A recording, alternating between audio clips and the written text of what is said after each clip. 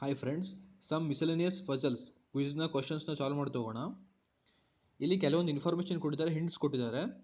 ಅದರ ಮೇಲೆ ರಿಲೇಟ್ ಆಗಿರೋ ಕ್ವಶನ್ಸ್ನ ಕೇಳ್ತಾ ಹೋಗಿದ್ದಾರೆ. ನಾವು ಮೊದಲು ಇನ್ಫಾರ್ಮೇಷನ್ ಸರಿಯಾಗಿ ಓದ್ಕೊಂಡು ಅದನ್ನು ಸಾಲ್ವ್ ಮಾಡಿಕೊಂಡು ಕ್ವಶನ್ಸ್ಗೆ ಆನ್ಸರ್ ಮಾಡ್ತಾ ಹೋಗೋಣ. A B C and D are 4 friends who do not mind exchanging items. A had 2 chessboards, each costing ₹500 and a record player. C originally had a cycle and a Walkman. Each cricket bat cost ₹700. Both D and C got a cricket bat from B. A gave his record player costing ₹2000 to B. C got a camera costing ₹1500 from D.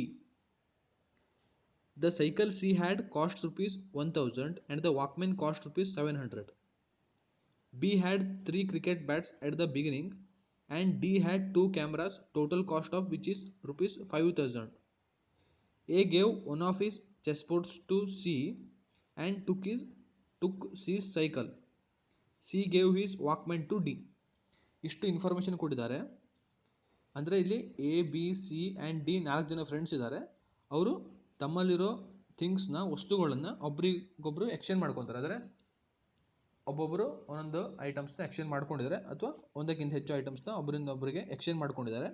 ಅದ್ರ ಮೇಲೆ relate ಆಗಿ ನಮಗೆ ಇಲ್ಲಿ question ಕೇಳ್ತಾ ಹೋಗಿದ್ದಾರೆ.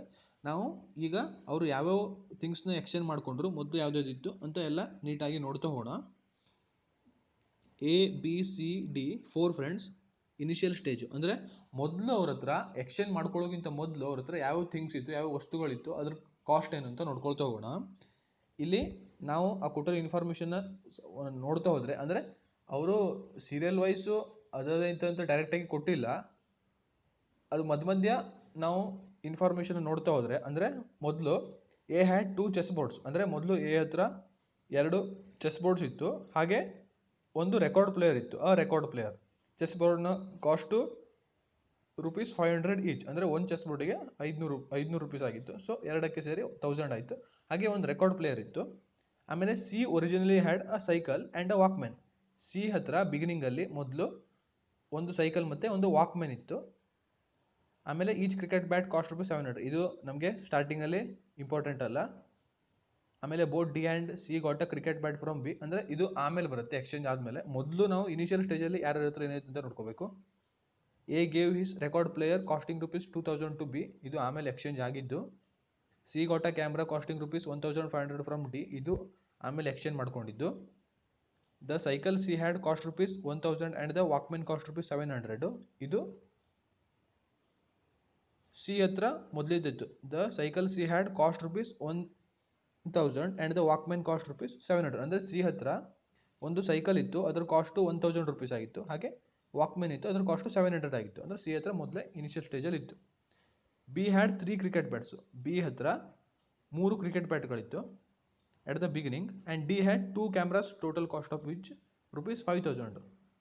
B ಹತ್ರ 3 cricket bat ಇತ್ತು, ಹಾಗೆ ಡಿ ಹತ್ರ 2 ಕ್ಯಾಮ್ರಾಸ್ ಇತ್ತು. ಆ ಕ್ಯಾಮ್ರಾಸ್ದು ಟೋಟಲ್ ಕಾಸ್ಟು 5000, ಅಂದರೆ ಒಂದು ಕ್ಯಾಮ್ರಾಗೆ 2500 ಆದಂಗೆ ಆಯಿತು.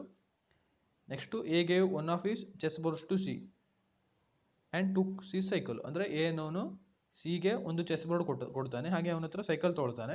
ಅದು ನೆಕ್ಸ್ಟು ಸ್ಟೇಜಲ್ಲಿ ಹೋಯಿತು, ಅಂದರೆ ಎಕ್ಸ್ಚೇಂಜ್ ಆದಮೇಲೆ. C gave his walkman to D, C ಅನ್ನೋನು ಡಿಗೆ ತನ್ನ ವಾಕ್ಮೆನ್ನ ಕೊಡ್ತಾನೆ. ಅಂದರೆ ಈಗ ಮೊದಲು ಇನಿಷಿಯಲ್ ಸ್ಟೇಜ್, ಅಂದರೆ ಎಕ್ಸ್ಚೇಂಜ್ ಮಾಡ್ಕೊಳ್ಳೋಕ್ಕಿಂತ ಮೊದಲು ಯಾರ ಹತ್ರ ಏನೇನಿತ್ತು ಅಂತ ನಮಗೆ ಗೊತ್ತಾಯಿತು. ಅಂದರೆ ಎ ಹತ್ರ ಚೆಸ್ ಬೋರ್ಡು, ಅದು ಒಂದು ಚೆಸ್ ಬೋರ್ಡಿಗೆ 500 ಕಾಸ್ಟ್ ಆಗಿತ್ತು, ಅಂಥದ್ದು 2 ಇತ್ತು. ಮತ್ತು ಎ ಹತ್ರ ರೆಕಾರ್ಡ್ ಪ್ಲೇಯರ್ ಇತ್ತು, ಒಂದಕ್ಕೆ ₹2000. ಬಿ ಹತ್ರ ಕ್ರಿಕೆಟ್ ಬ್ಯಾಟ್ ಇತ್ತು, 3 ಕ್ರಿಕೆಟ್ ಬ್ಯಾಟ್ಸ್ ಇತ್ತು ಅಂತ ಕೊಟ್ಟಿದ್ದಾರೆ. ಸಿ ಹತ್ರ ಒಂದು ಸೈಕಲ್ಲು 1000 ಅದ್ರದ್ದು ಕಾಸ್ಟು, ಆಮೇಲೆ ವಾಕ್ಮ್ಯಾನು 700 ಕಾಸ್ಟು. ಡಿ ಹತ್ರ ಕ್ಯಾಮ್ರಾ ಇತ್ತು 2, ಟೋಟಲ್ ಕಾಸ್ಟ್ 5000 ಅಂತ ಕೊಟ್ಟಿದ್ರು, ಆದರೆ cost of each camera is ₹2500 ಆಗುತ್ತೆ. ನೆಕ್ಸ್ಟು ಎಟ್ ದ ಎಂಡ್, ಅಂದರೆ ಆಫ್ಟರ್ ಎಕ್ಸ್ಚೇಂಜಿಂಗು, ಅವ್ರ ಹತ್ರ ಮೊದಲು ಈ ಐಟಮ್ಸ್ ಇತ್ತು. They do not mind exchanging things. So ಅವ್ರು ಏನು ಬೇಕಾದ್ರೂ ಎಕ್ಸ್ಚೇಂಜ್ ಮಾಡ್ಕೊತಿದ್ರು ಒಬ್ಬರಿಂದ ಒಬ್ಬರಿಗೆ. ಅವರು ಹೀಗೆ ಎಕ್ಸ್ಚೇಂಜ್ ಮಾಡ್ಕೋಬೇಕಾದ್ರೆ, ಎಕ್ಸ್ಚೇಂಜ್ ಮಾಡ್ಕೊಂಡು ಆದಮೇಲೆ ಯಾವ್ಯಾವುದು ಯಾರ ಹತ್ರ ಇದೆ ಅಂತ ನೋಡ್ಕೊಳ್ಳೋಣ. ಮೊದಲು D and C got cricket bat from D and C got cricket bat from B. B ಹತ್ರ 3 ಕ್ರಿಕೆಟ್ ಬ್ಯಾಟ್ ಇತ್ತು. ಆ 3 ಕ್ರಿಕೆಟ್ ಬ್ಯಾಟಲ್ಲಿ 2 ಕ್ರಿಕೆಟ್ ಬ್ಯಾಟು, ಒಂದು ಡಿ ತಗೊಳ್ತಾನೆ, ಒಂದು ಸಿ ತಗೊಳ್ತಾನೆ. ಆಮೇಲೆ B got record player from A ಹತ್ರ ಒಂದು ರೆಕಾರ್ಡ್ ಪ್ಲೇಯರ್ ಇತ್ತು, ಆ ರೆಕಾರ್ಡ್ ಪ್ಲೇಯರ್ ಬಿ ತಗೊಳ್ತಾನೆ. C got camera from D ಹತ್ರ 2 ಕ್ಯಾಮ್ರಾ ಇತ್ತು, ಅದರಲ್ಲಿ ಒಂದು ಕ್ಯಾಮ್ರಾ ಸಿ ತಗೊತಾನೆ. C got chess board from A ಹತ್ರ 2 ಚೆಸ್ ಬೋರ್ಡ್ ಇತ್ತು, ಅದರಲ್ಲಿ ಒಂದು ಚೆಸ್ ಬೋರ್ಡ್ ಸಿ ತಗೊತಾನೆ. A got cycle from C ಹತ್ರ ಒಂದು ಸೈಕಲ್ ಇತ್ತು, ಆ ಸೈಕಲ್ನ ಎ ತಗೊಳ್ತಾನೆ. D got walkman from C ಹತ್ರ ವಾಕ್ಮೆನ್ ಇತ್ತು, ಅದನ್ನು ಡಿ ತಗೊತಾನೆ. ಸೊ ಈಗ at the end after exchange ಎಲ್ಲ ಮಾಡ್ಕೊಂಡಾದ್ಮೇಲೆ ಯಾರ ಹತ್ರ ಏನೇನು ಉಳಿದಿದೆ, ಒಟ್ಟು ಏನೇನು ಇದೆ ಅಂತ ನೋಡ್ಕೊಳ್ಳೋಣ. ಫಸ್ಟು ಈಗ ಎ ಹತ್ರ ಸೈಕಲ್ ಮತ್ತು ಒಂದು ಸೈಕಲ್ ಮತ್ತು ಚೆಸ್ ಬೋರ್ಡ್ ಇದೆ. ಅಂದರೆ ಮೊದಲು 2 ಇತ್ತು, ಒಂದು ಬಿಗೆ ಕೊಟ್ಟಾದ್ಮೇಲೆ ಈಗ ಒಂದು ಚೆಸ್ ಬೋರ್ಡ್ ಉಳ್ಕೊಂಡಿದೆ. ಆಮೇಲೆ ಬಿ ಹತ್ರ ಈಗ ರೆಕಾರ್ಡ್ ಪ್ಲೇಯರ್ ಒಂದಿದೆ, ಕ್ರಿಕೆಟ್ ಬ್ಯಾಟ್ 3 ಇತ್ತು, 2 ರೆಕಾರ್ಡ್ ಪ್ಲೇಯರ್ ಎಕ್ಸ್ಚೇಂಜ್ ಆಯಿತು, ಬೇರೆಯವ್ರಿಗೆ ಕೊಟ್ಟಾಯಿತು. ಸೊ ಕ್ರಿಕೆಟ್ ಬ್ಯಾಟ್ ಒಂದಿದೆ. ಸಿ ಹತ್ರ ಕ್ರಿಕೆಟ್ ಬ್ಯಾಟ್ ಒಂದಿದೆ, ಅದು ಬಿ ಹತ್ರ ತಗೊಂಡಿದ್ದು. ಆಮೇಲೆ ಕ್ಯಾಮ್ರಾ ಒಂದಿದೆ, ಆಮೇಲೆ ಚೆಸ್ ಬೋರ್ಡ್ ಒಂದಿದೆ.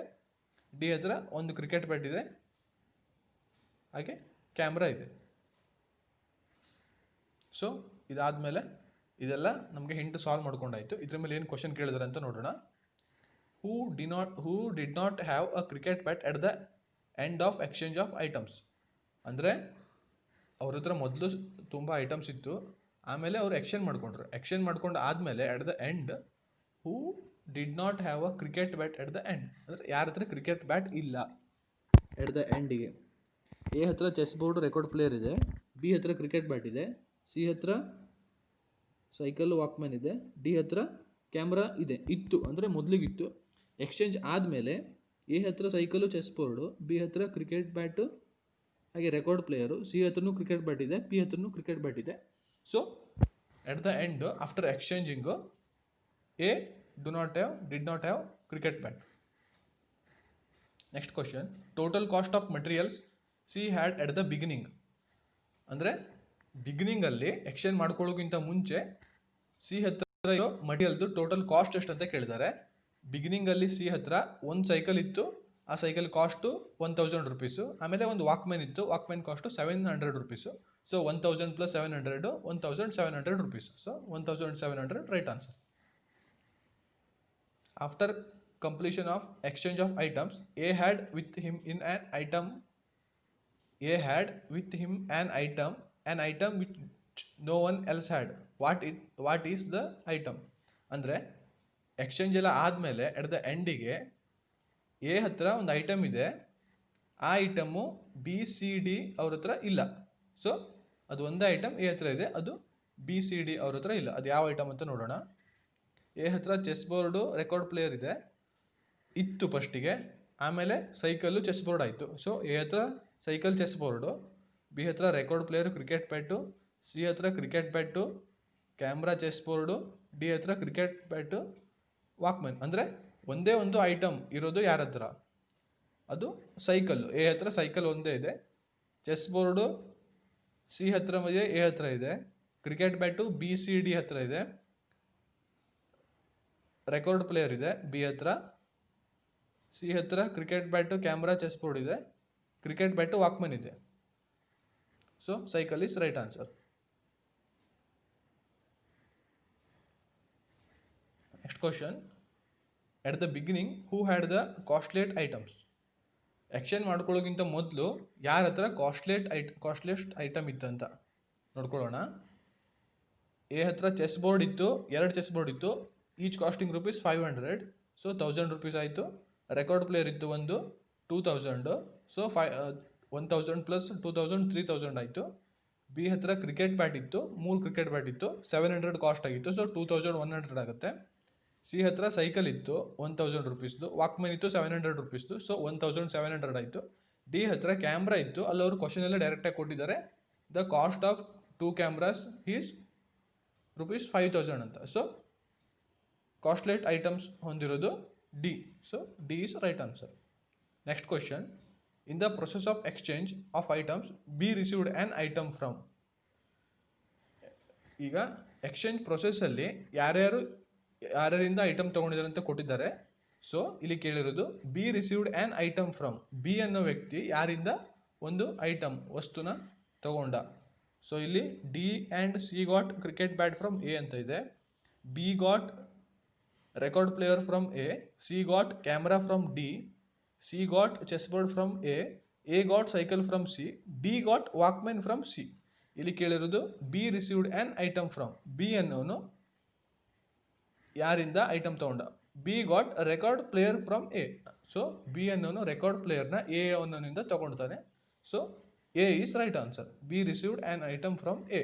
So A is right answer. Thank you.